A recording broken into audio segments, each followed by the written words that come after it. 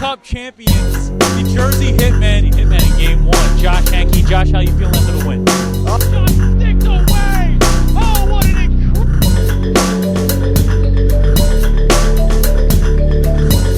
Hey, folks. Dan K here. And, you know what? I just want to get you on board here. Why am I dressed like this? Why am I shivering? Why am I freezing cold in my own studio? Because, folks, I'm preparing myself for what is going to be the best event in junior hockey history. Quote Dan Kempchek on that. I don't know if that's guaranteed or not, but we think it's going to be the best. I think it's going to be the best event in junior hockey history. Folks, the Heritage Classic is on its way. January 29th at Clark Park in Detroit, Michigan, folks. The Motor City. I hope I get a free car out of this trip. I'm going out to call play-by-play. I'm going to be out there with my man Brett Brunato from the league offices. We're going to be bringing you all of the action on fasthockey.com. The Heritage Classic is where you should be as a hockey fan, and it's going to be the place to be in the hockey world on January 29th. The perfect play-in game for All-Star Weekend. Starting on the 30th and 31st in the NHL, they're going to have their All-Star game. They have the skills competition on Saturday. What better way to prepare yourself for a skills competition and an All-Star game than the Heritage Classic? Let's get into this game. Coach Jason Mccrimmon from the Motor City Hawks, he's really been the guy that spearheaded this attack on putting this game together. And Coach Mccrimmon, I'm going to talk to him. I'm going to talk to him about this event. I'm going to get his word on it. I'm going to get what he thinks about this event. Later on in the shows, next week, maybe the week after, we're going to have Dan Vasquez, head coach of the Detroit Fighting Irish. Let's get into the matchup. Heritage Classic, Motor City Hawks, Detroit Fighting Irish, folks. These are two teams right now, middle of the road in the standings. But that doesn't matter once they get on the ice. When you see these outdoor games, I don't know if you see my hat and my mug right now, but I just had a work trip. And I take a long sip because I feel mighty fine about that trip. I took a trip out to the Winter Classic, folks. As you may know about me, my avid listeners, my valued participants in the Dan K Show who tweet to us at Dan K Show. Well, it's hashtag Dan K Show at USPHL Network. Those of you know that I work for the NHL Network full-time. It's my day job. You know what I mean? A lot of people yell at me, stick to your day job, Dan, when they see the show. And I'm like, thank you. I have a good day job. Like, I think it's a compliment. Some people tell me it's not a compliment when people yell at me, stick to your day job, you idiot. And I'm like, I don't know why you threw an idiot, but thank you. I love my day job. But as part of my day job, I flew out to Foxborough. I drove out to Foxborough. I didn't fly. I felt like I was flying at times. It was a great trip. But we took in the alumni game. We took in the Winter Classic. I got to know what it's like to run an event of that magnitude. And, folks, I'm going to take that. I'm going to churn it into this Heritage Classic, and we're going to make something great out of it. I mean, you saw the Montreal Canadiens. How boot them Canadiens? Just as good as the Montreal Alouettes, LOA. Like, these guys come out there, right? They take it to the Bruins. These are two teams that didn't like each other. Two teams that went right after each other from the get-go, and you saw some exciting hockey. I can guarantee you the Motor City Hawks and the Detroit Fighting Irish, fighting's not in their name for no reason. This is a team that wants to battle. They want to scrap. They want to claw. They don't like each other. We went out. We talked to these guys. We talked to two of the coaches. They said when they announced that this game was going to happen, both of their teams asked the same question to the coaches: who are we playing? Who do we got? Both coaches, when they told them the team they were playing, the guys went, oh, let's go. These guys are ready. I guarantee you there's going to be some hard-hitting, high-flying, cross-checking hard, shooting, slap-shotting action taking place at Clark Park in Detroit. Right now, we're going to take it to an interview with myself over the phone with head coach of the Motor City Hawks and a great, great ambassador for this league, Mr. Jason Mccrimmon. Dan, take it away. You're great in the field.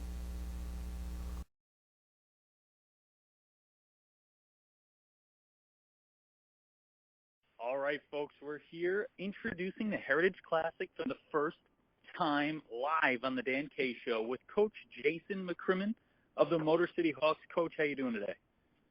I'm doing pretty well. How are you? Oh, I'm doing wonderfully out here. I'm doing this interview out in the open right now, Jason, because I want to get used to the weather that I'm going to be dealing with in Detroit. Can you tell us a little bit about what an outdoor game, the trials and tribulations it might bring to a player with you? For most of our guys, you know what I'm saying, it's just being outside, being in that cold, trying to move around and just, trying to keep, trying to keep yourself going so you can't really drink hot chocolate on the bench. So you got to figure out other ways to stay warm. So that's going to be the challenge for our guys. See, I'm going to be doing that up in the booth. I'm going to have a lot of hot chocolate, a lot of I know a guy that might be able to help you out, so we might get an unlimited supply, so you'll be okay.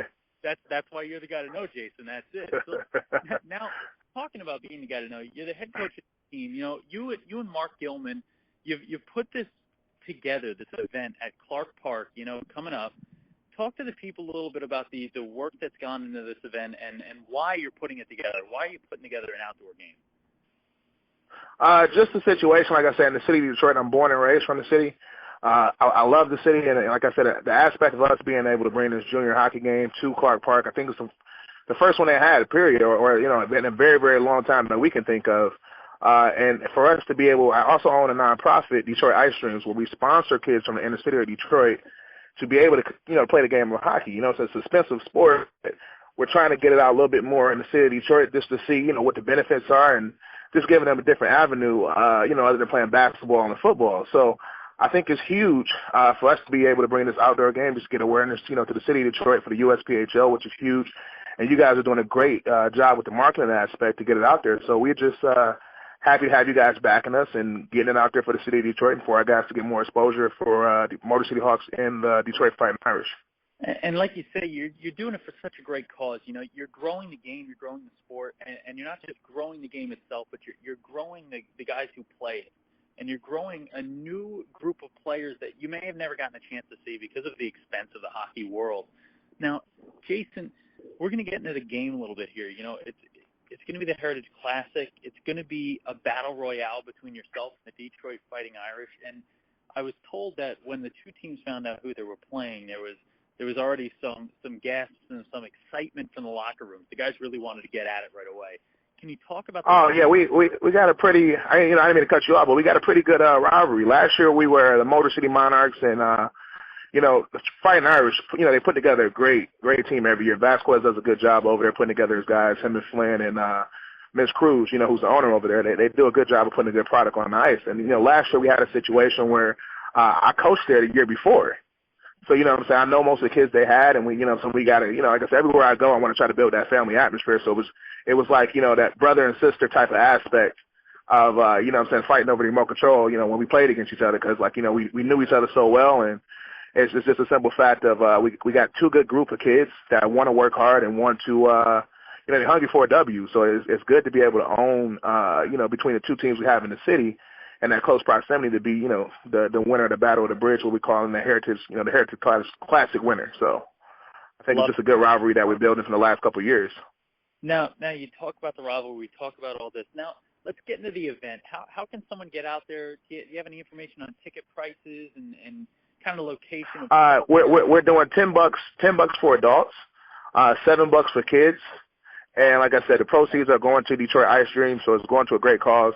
We'll have, concession stand set up, so we will have that hot chocolate. We will have merchandise set up. We'll have a special USPHL Heritage Classic hat that we're selling, and it'll have the little pom-pom ball on top of it. It's a warm hat, so guys can get them while they're there and wear them throughout the game, take pictures in it. Then we'll also have a couple guys from the city of Detroit that's representing, like city council aspect, and we'll probably have, send a special appearance from one of the old Red Wings and a couple of guys from Fox Sports Network out there. Amazing coverage of this event. You can already see if you're listening at home right now, you're watching at home, you can see the importance of an event like this and the kind of people it brings out, and the dignitaries, the news, the media.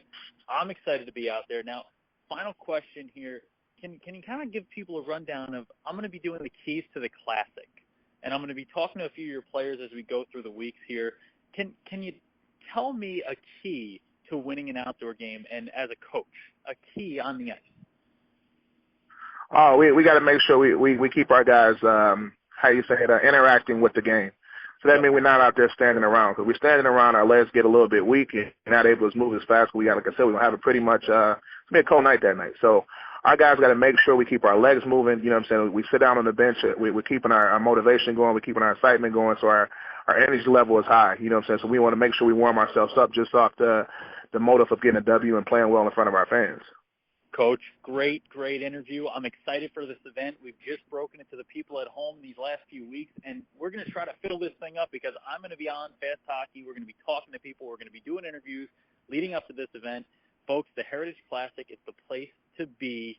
January 29th. It's a Friday night. It's where it's happening, folks. Be there in Detroit. I know I will. Coach, thanks for being here, and we're going to bother you some more as we lead up to this event. Dan, another incredible interview in the field with you, my friend. Love that guy, Dan. He's the best field reporter in the business. You know what I mean? Whenever you have a field reporter who can hop on the phone and have that good of a call, that good of an interview with another subject, and then you come back to a guy like this in the booth, you know you got yourself a great piece of television. Moving on here, folks, I want to lay out the schedule for this Heritage Classic. Next week, we're going to be breaking out some of the all-star rosters, so we're going to have a little less Heritage Classic. Week after that, I want to talk to Dan Vasquez. I want to talk to some of the captains from this game. And over the next few weeks, Lucas and I are going to be breaking down this matchup. We're going to go into the deep details of the Motor City Hawks versus the Detroit Fighting Irish. I want to find out what makes these guys tick. I want to find out why they want to win this game, why they want to play it, how special is it to be outdoors playing a hockey game, folks. The USPHL Midwest, the new addition to the league, has already shown itself the colors of the league out there, the colors of the teams out there, the players that want to be a part of this USPHL culture, and the coaches now and the owners, like Mr. Mark Gilman of the Motor City Hawks, who are just helping this league blossom in new ways each and every day. Jason Mccrimmon and Mark Gilman putting together a great event. Folks, the Heritage Classic is where it is at. If you're not going to be there, change your mind. Get there. I'm practicing being in a cold, like I said. I've got AC on all month until this game. I will not turn my heat on until I'm outside calling play-by-play live on fasthockey.com. Folks, it's going to be free to watch. You're going to be able to watch it. You're going to be able to turn on fasthockey.com and go listen to the beautiful, sweet sounds of Dan Kemchek on the mic. Shot, score for you at home. Now let's move on. Let's move on. We talked Heritage Classic, right? Let's talk a little something else. Let's turn gears here to the World Juniors.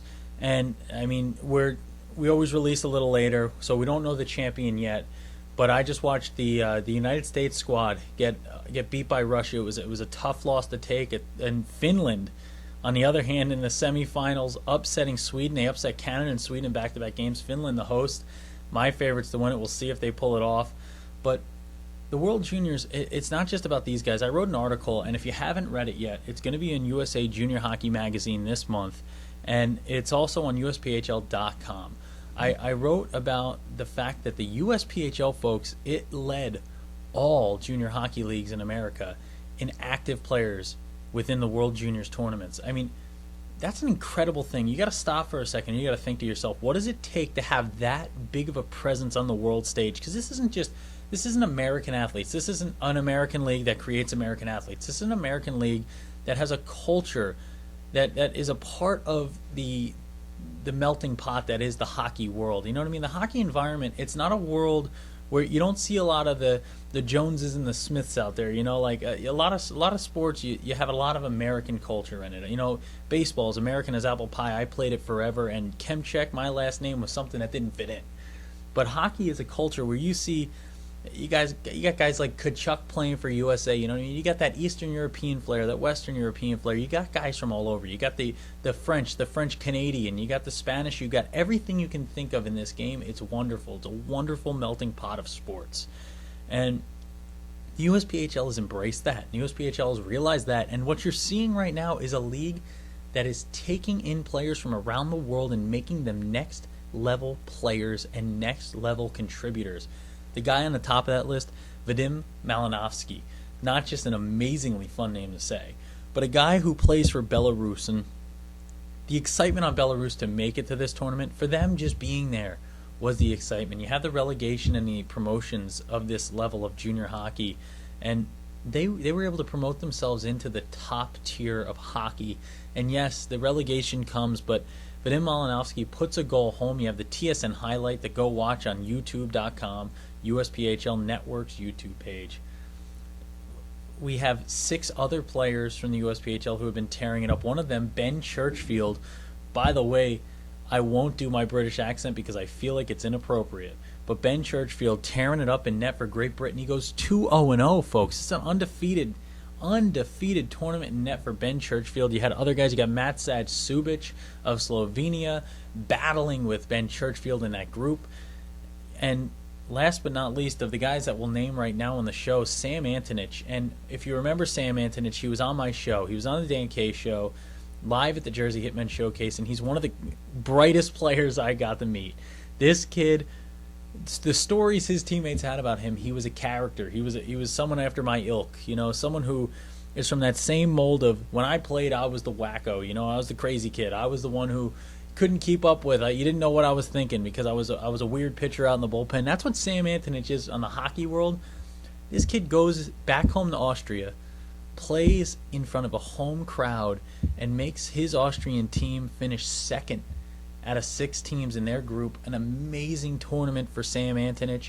A ton of goals, a ton of assists, and an article written in the local Austrian papers and the national Austrian papers about Sam Antonich, praising his great play and his ability. Folks, you cannot put into words what that means to a player like Sam. It's not just about being good yourself. It's about doing it for your country. And there's a young man who got a chance to perform for his country because of the opportunities the USPHL has created. And we just hope that you're watching at home and you're a younger player. We hope you're an 18U, a 16U, and you're saying, I want to play for my country. Whatever country that may be, especially in the USPHL, that could be any country. That could be anywhere in this world. Folks, we hope you're sitting there right now and this is pushing you to get to that next level, because I can guarantee you get to that next level, I'll get you on a Dan K Show and we'll talk about it. We'll figure out what pushed you, and one day I want you to say, hey, Dan, remember that weird show when you were dressed in a jacket and long pants and shivering because you left your AC on because you were going to call an outdoor game and you thought that was a normal thing for a normal human to do?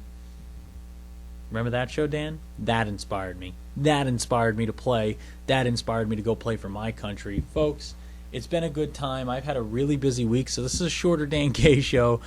You had the holidays come up on us. We had all that bothersome stuff that you have to deal with the families. Then I'm out in Foxborough dealing with one lane leading into a gigantic 80,000-seat stadium. Thank you, Robert Kraft. He's deflating footballs. Now he's not. He's deflating the lanes of traffic, so you can't really get to his stadium. We got yelled at by one of Bill Belichick's henchmen. It was a fun trip. It was a fun trip. But with that in mind, myself, the evil hippo Pierre, our roaring lion, and our dog named Spot, we wish you a happy new year, folks, from the first Dan K Show of 2016 to your home. Remember, I'll do my Lucas parting words first. Nothing. And then I'll do my own. It's... You remember that when Dan K's on the mic, it's always hockey night. Keep watching, folks, and let's go USPHL.